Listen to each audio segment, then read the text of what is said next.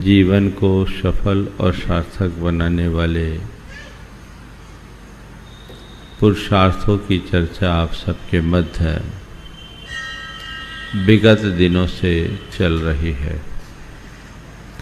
धर्म पुरुषार्थ और अर्थ पुरुषार्थ के बाद आज बारी है काम पुरुषार्थ की। लोक में काम को अच्छी दृष्टि से नहीं देखा जाता।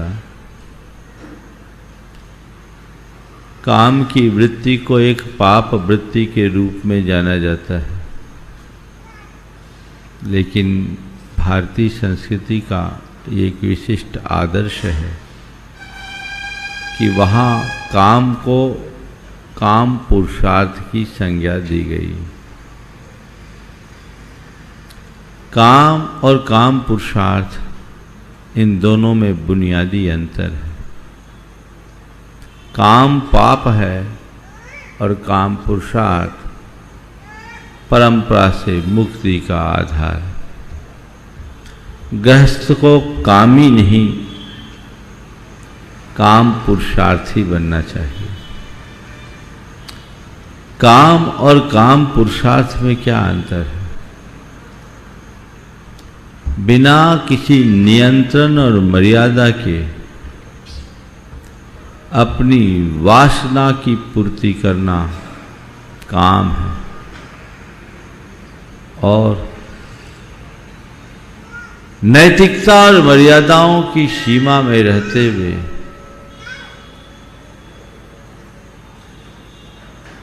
काम को नियंत्रित करते हुए आगे बढ़ना काम पुरुषार्थ है। दोनों में उत्पन्न अंतर को जो अच्छे से समझते हैं, वे ही अपने जीवन को सफल और सार्थक बना सकते हैं। गृहस्थों के लिए काम पुरुषार्थ की बात की गई। काम पुरुषार्थ अर्थात तुम्हारे काम के ऊपर धर्म का नियंत्रण हो। सबसे पहली बात काम की है। काम व्यक्ति की एक दुर्बलता है। हर कोई उससे मुक्त नहीं हो पाता, और संसार की एक जरूरत भी है। दो दृष्टियों से काम वृत्ति को स्वीकार किया गया। एक संतान की उत्पत्ति या संतति के विकास के लिए,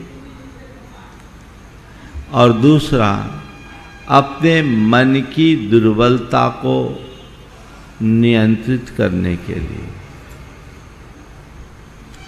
और ये कहा गया, ठीक है तुम गृहस्थ हो, काम का आश्रय लेते हो, लो, लेकिन काम पुरुषार्थी बनो। आज 4 बातें धर्म नियंत्रित काम के संदर्भ में आप सबसे करूंगा। काम सेवन, काम लंपटता, काम संयम और निष्काम भाव। काम से निष्काम बनना। काम सेवन, अगर कोई व्यक्ति करता है तो वह हमारी संस्कृति में स्वीकार है। एक गृहस्थ के लिए काम सेवन का प्रावधान किया गया है। वो काम सेवन करे, लेकिन धर्म के साथ जुड़कर। उसके काम वृत्ति पर धर्म का नियंत्रण हो, और उसके लिए ही हमारे यहाँ विवाह की व्यवस्था बनाई गई। आप यहाँ जितने लोग उपस्थित हैं, ज़्यादातर लोग विवाहित हैं, है ना? क्यों किया आपने विवाह? आपके विवाह की व्यवस्था क्यों है? पता है विवाह क्यों? विवाह के 3 मूल उद्देश्य हैं। पहला धर्म संपत्ति,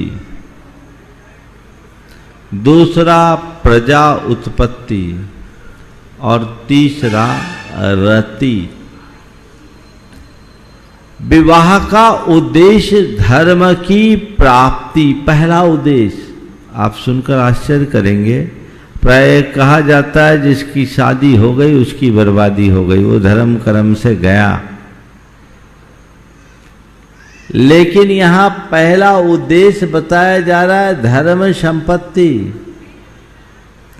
दूसरा है प्रजा उत्पत्ति और रति को तीसरे नंबर पर रखा गया। क्यों? विवाह करने से धर्म की प्राप्ति होती है। वह कौन से धर्म की प्राप्ति? वो मर्यादा के धर्म की प्राप्ति होती है। सबसे पहले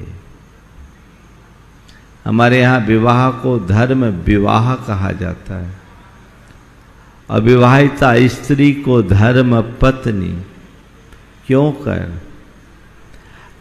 ये मेरे धर्म के पालन का मूल आधार है। इसलिए विवाह की सम्मति हमारी संस्कृति में दी गई।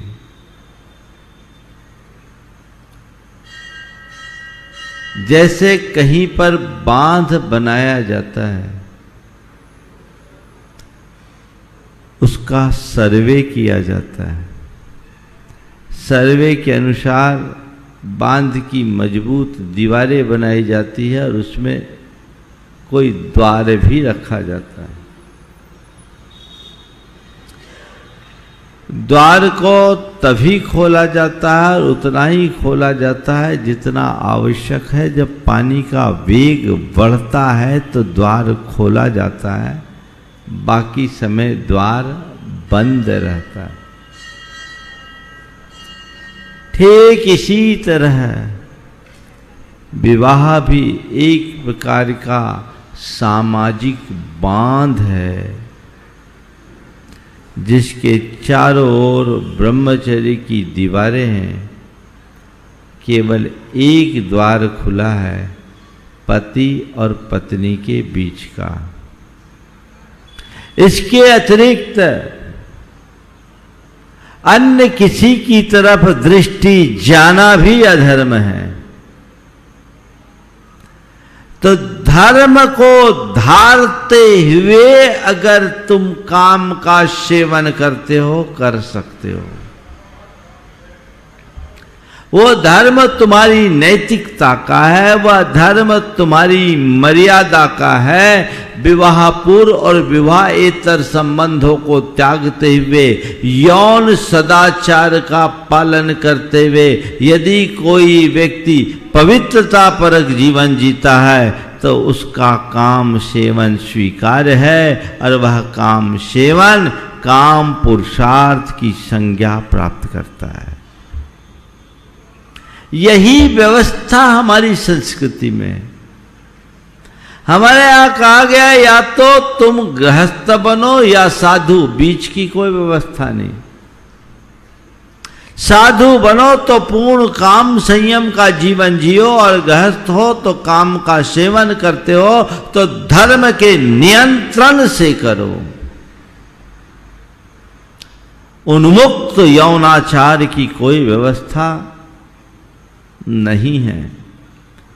वह तो पशुओं का जीवन है, बल्कि मैं कहूँगा पशुओं से भी गया बीता जीवन।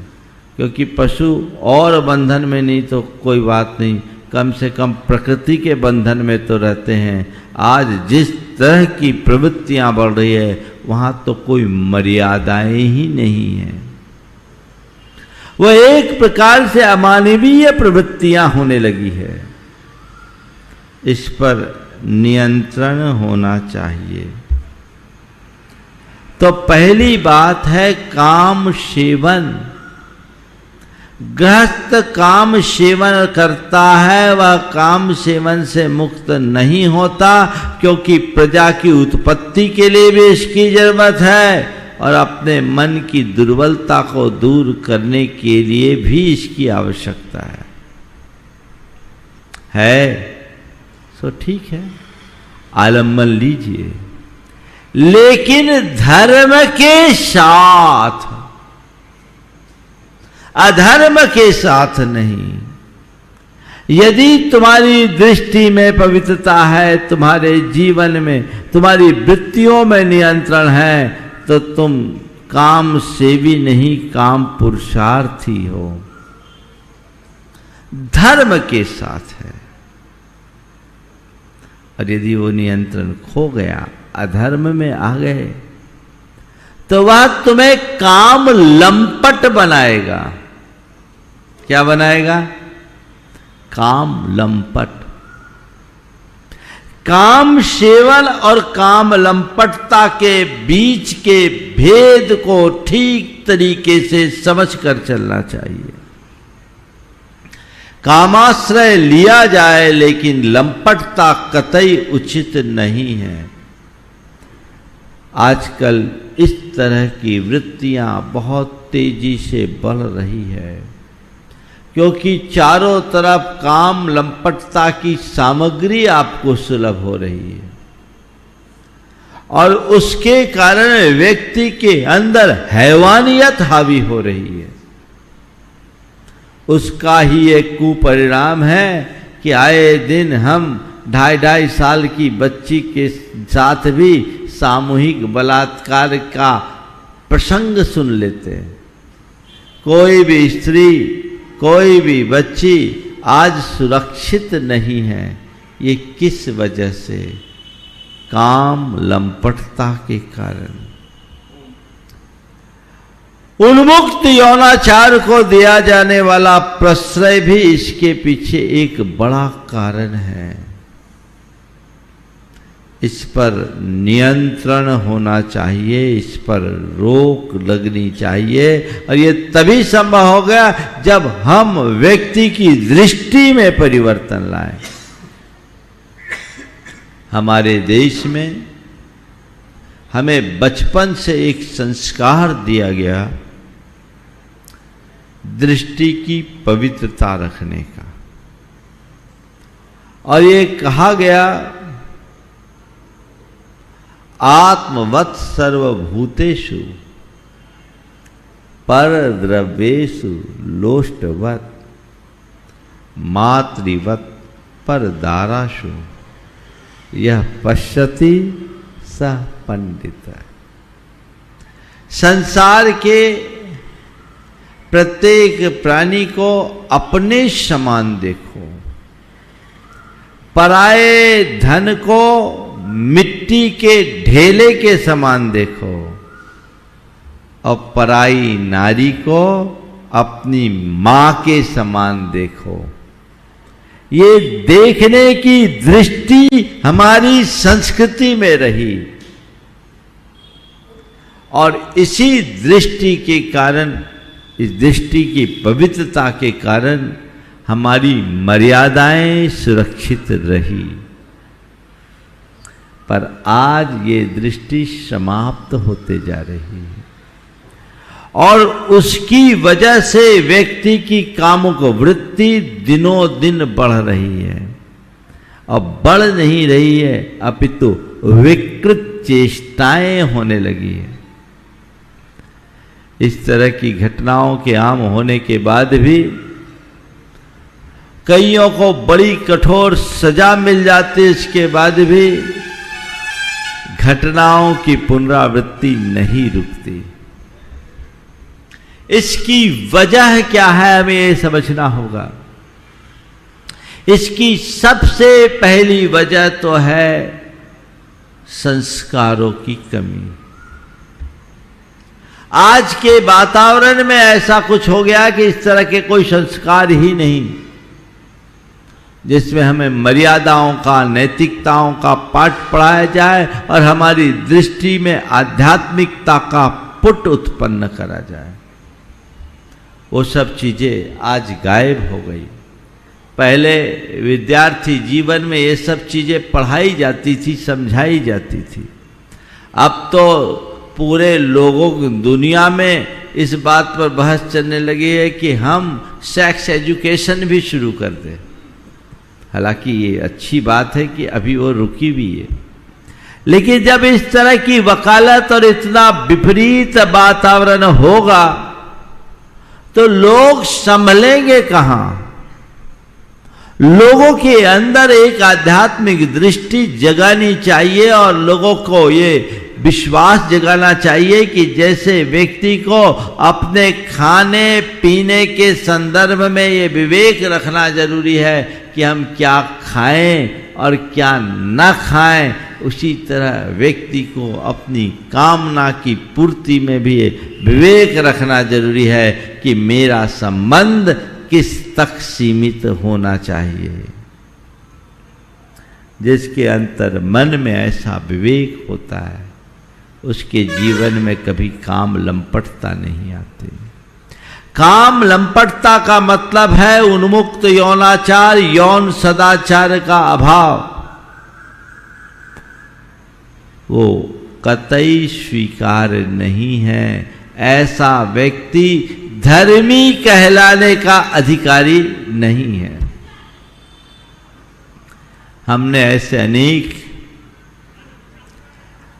महान व्यक्तियों के जीवन के संदर्भ में सुना और पढ़ा है, जिन्होंने गृहस्थ होते हुए भी उच्च आदर्श को स्थापित किया। आप लोगों ने रीवा नरेश, क्या नाम था रीवा महाराज, छत्रसाल, महाराजा छत्रसाल का नाम सुना होगा। रीवा राज्य के महाराजा थे। उनके पास एक युवती पहुंची और उसने निवेदन किया, मैं आप जैसा रूपवान और प्रतापवान संतान चाहती हूं। मैं आप जैसा रूपवान और प्रतापवान संतान चाहती हूं। छत्रसाल महाराज ने कहा, भगवान आपकी इच्छा पूरी करे। उस युवती ने कहा, मेरी इस इच्छा की पूर्ति आप ही कर सकते हैं, भगवान नहीं। महाराजा सख्ते में आए पूछे, मैं कैसे कर सकता? तो उस युवती ने कहा, एक पुरुष के सहयोग के बिना कोई स्त्री पुत्र को जन्म कैसे दे सकती है? मेरे पति इसमें अक्षम है। मैं आपसे प्रणय दान चाहती हूं। इतना सुनना था कि महाराजा छत्रसाल झट से उस युवती के चरणों में गिर पड़े और उन्होंने कहा, मां, यदि तुझे मेरे जैसे पुत्र की आवश्यकता है तो ले, आज से मैं तेरा पुत्र हूं।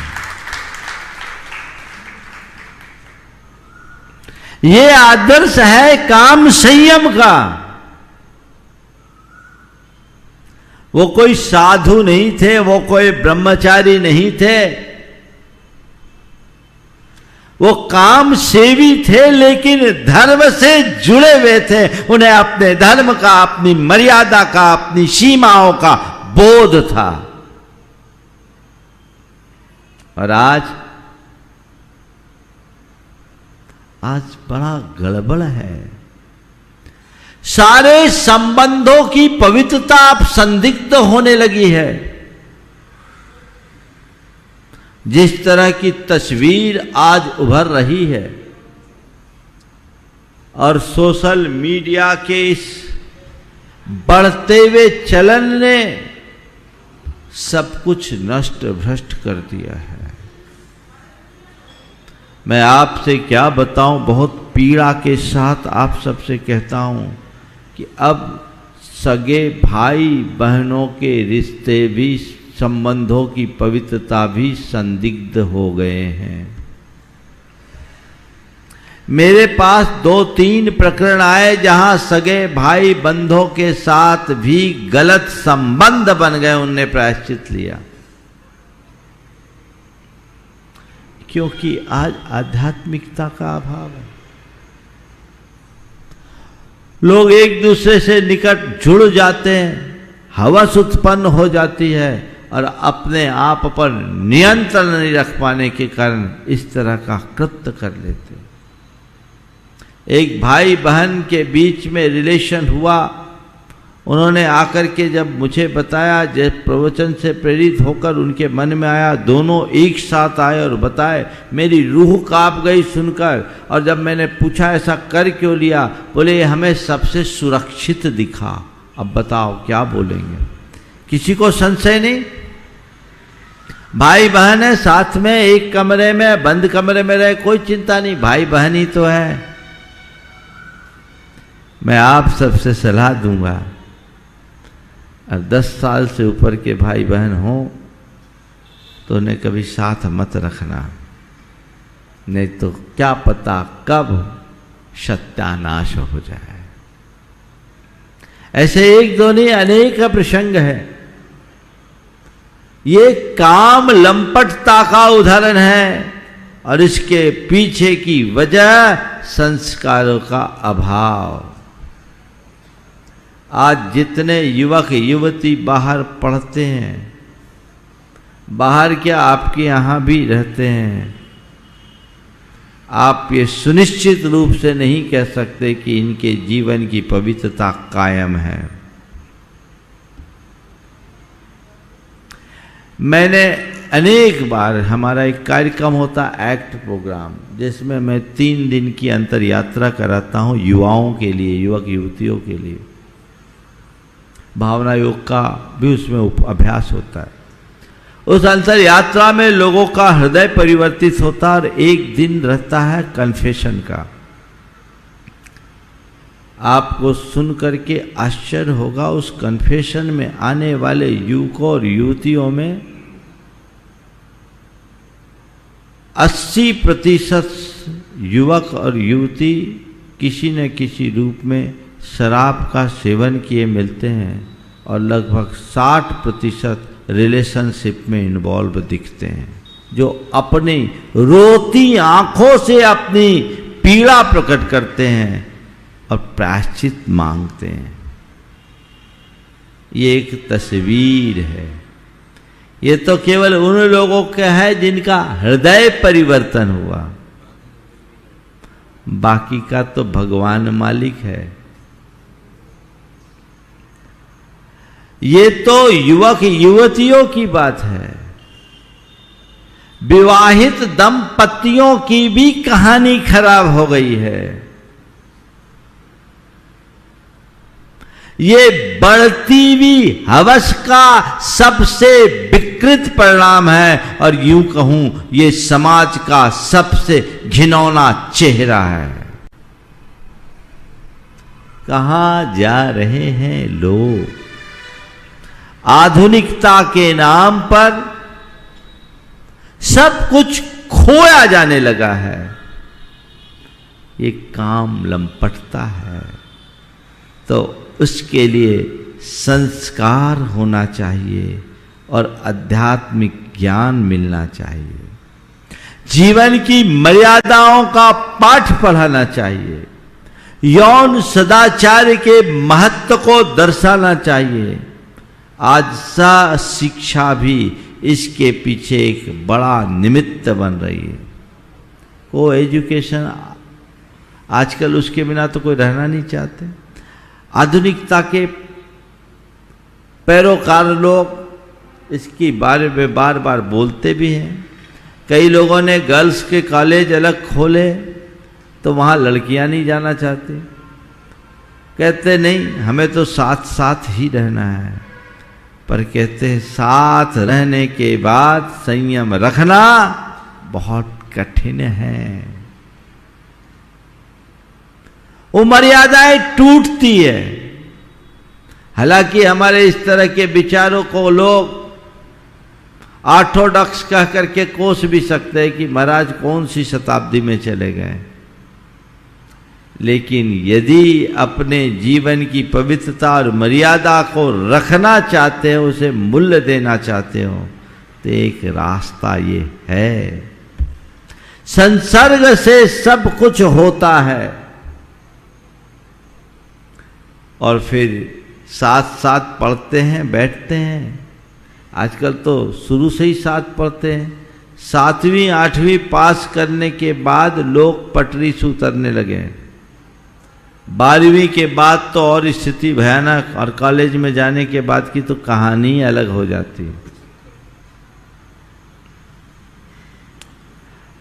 आप सोचते हैं कि ये मित्र हैं, वहां मित्रता नहीं मिलती, कुछ और होता है। और मित्र भी हो तो कोई बात नहीं, गर्लफ्रेंड और बॉयफ्रेंड में क्या है? फ्रेंड हो तो अच्छी बात, पर ये गर्ल और बॉय किस मानसिकता से? और आपको बोलूं, किसी भी लड़के के मोबाइल को देखोगे, उसके इंस्टाग्राम को चेक करो, तो उसमें उसके जितनी भी फ्रेंड मिलेगी ना, उसमें जितने भी मिलेंगे लड़कियां ही मिलेगी, लड़के नहीं मिलेंगे। और लड़कियों का ढूंढो तो उसमें जितने मिलेंगे सब लड़के ही मिलेंगे, लड़कियां नहीं मिलेंगी। ये किस मानसिकता का द्योतक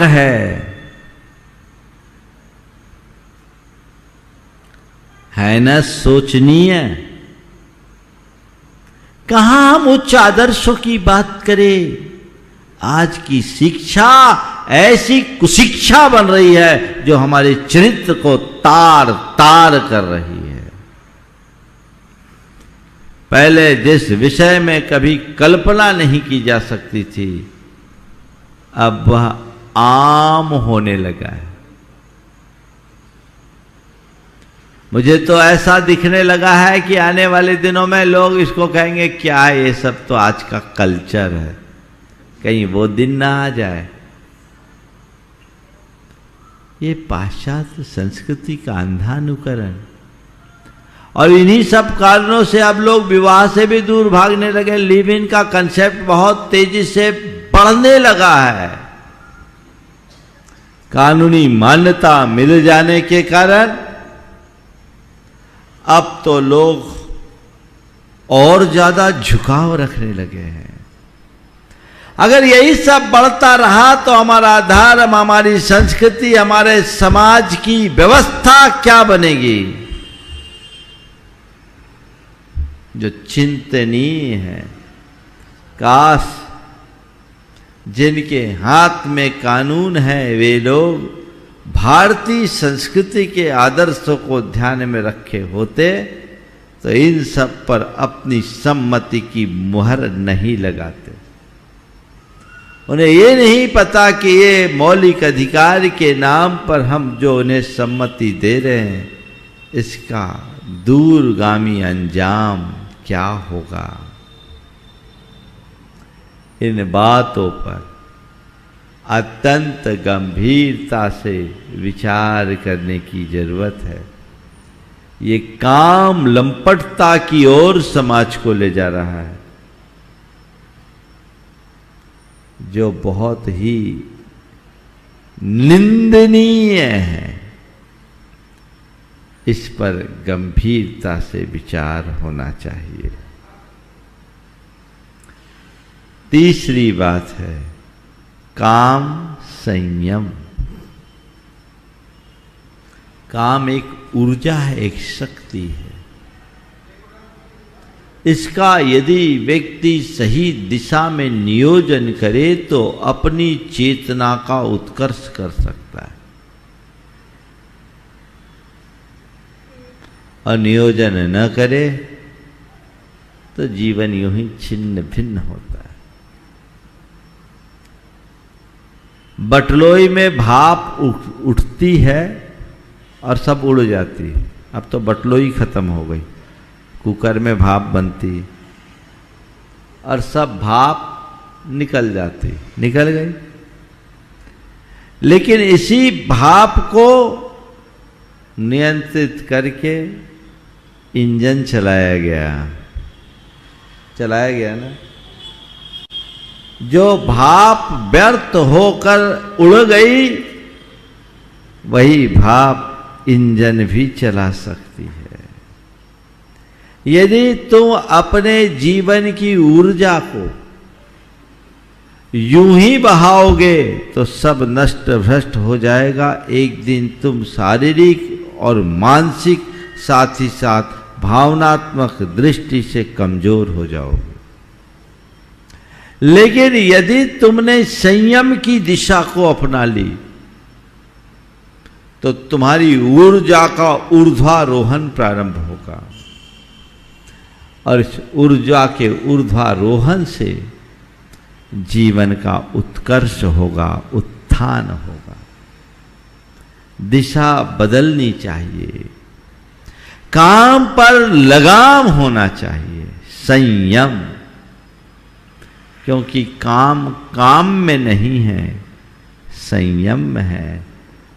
काम की कितनी भी प्रवृत्ति करो वो समाप्त नहीं होते।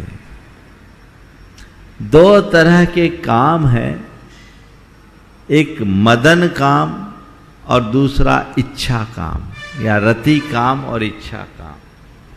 एक काम जो हमें वासना की ओर ले जाता है और एक काम जो हमारी इच्छाएं, कामना। वासना हो या कामना, इनकी जितनी पूर्ति करोगे ये उतनी बढ़ेगी। बोलो, आज तक का ये अनुभव है कि नहीं है? है सबका अनुभव। जितना पूर्ण करो उतना बढ़े, ये बढ़ना ही है। जैसे खाज खुजाने से खाज मिटती नहीं अपितु जलन बढ़ती है। कुछ पल के लिए राहत जरूर प्रतीत होती है, लेकिन आगे वो उतनी ही दुखदायी हो जाती होती है। इसी तरह ये मनुष्य के मन की वासना हो या कामना, वो अंतहीन है। उसकी पूर्ति के प्रयत्नों से उससे पर नियंत्रण नहीं लाया जा सकता और उसे पूरा किया भी नहीं जा सकता। ये दुष्पूर है। क्या है? दुष्पूर है। एक संत फकीर किसी भक्त के घर अतिथि हुए। भक्त ने उनका बड़ा आत्मीय आतिथ्य किया। संत उसकी सेवा से प्रसन्न हुए और जाते समय उसे एक शंख दे गए। बोले, ये बहुत ही दिव्य शंख है, इसे अपने पास रखो और तुम जो चाहोगे वह सामग्री शंख से मिल जाएगी। बहुत खुश हुआ कि आज तो मेरे घर में कोई संत नहीं, भगवान आ गए और उनकी कृपा मुझ पर बरस गई। अब क्या था, उसका जीवन बड़ा सहज हो गया। जो चाहिए दिव्य शंख में फूंक मारे, इच्छा करे वो चीज मिल जाए,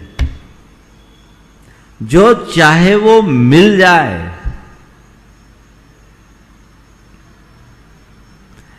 और अब रोज वो संतों का अभिवंदन करना शुरू कर दिया।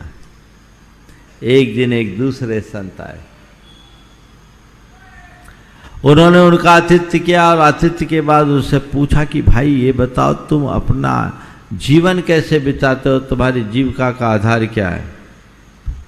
जीविका का आधार क्या है?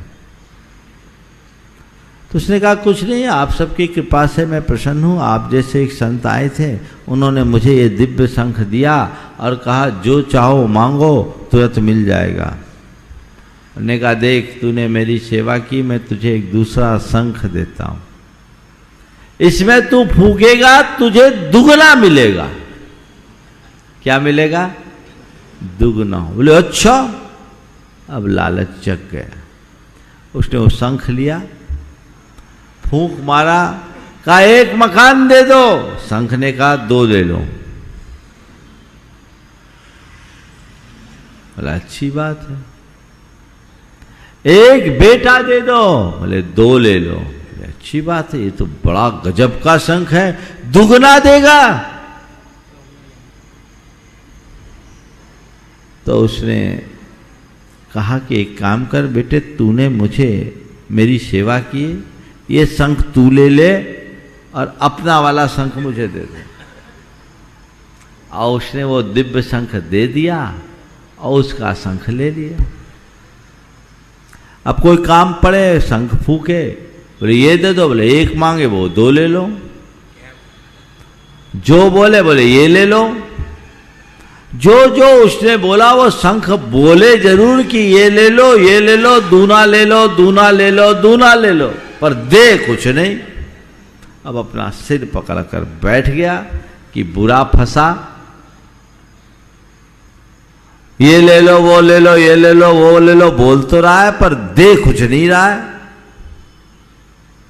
एक दिन किसी संत के पास वो पहुंचा और अपनी व्यथा कहा कि प्रभु क्या हो गए, मेरे पास वो दिव्य शंख था, अच्छा था, जो चाहता था मिल जाता था, ये कुछ देता नहीं, केवल बोलता है, जो बोलता हूं कहता 1 नहीं 2 ले लो। आखिर क्या बात है? उनने उस शंख को देखा और कहा भैया ये ढपोर शंख है, बोलेगा देगा कुछ नहीं। क्या? ढपोर शंख, समझ गए? जो बोलेगा देगा नहीं। बस मैं यही कहूंगा, साधना दिव्य शंख है जो जीवन के लिए वरदान, और वासना ढपोर शंख है जो जीवन के लिए केवल एक मृग तृष्णा है। इस हकीकत को समझते हुए जो अपने काम पर संयम रखना सीख जाते हैं, वे ही आगे चलकर निष्काम बन पाते हैं, काम मुक्त हो पाते हैं। तो गृहस्थी में काम का सेवन करो काम पुरुषार्थी बनकर, और धीरे धीरे काम पर संयम रखने का अभ्यास करो, और निष्काम भाव को अपने जीवन का आदर्श बनाओ।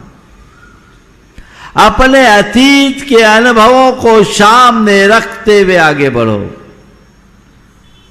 तब कहीं जाकर अपने जीवन को कृतार्थ कर पाओगे, जीवन के सार को उपलब्ध कर पाओगे। अन्यथा ये जीवन यूं ही छिन्न भिन्न हो जाएगा। ये क्रम है, इस क्रम को जो आत्मसात करके आगे चलते हैं वे ही अपने जीवन को सफल और सार्थक बना पाते हैं। तो काम सेवन करो, काम पुरुषार्थी बनकर, काम लंपटता जीवन में कतई मत आने दो। काम संयम रखो और निष्काम भाव को अपने जीवन का मूल आदर्श बना करके चलो, तभी हम अपने जीवन को सफल कर पाएंगे। और यही धर्म नियंत्रण काम का व्यवहारिक रूप है। समय आप सबका हो गया।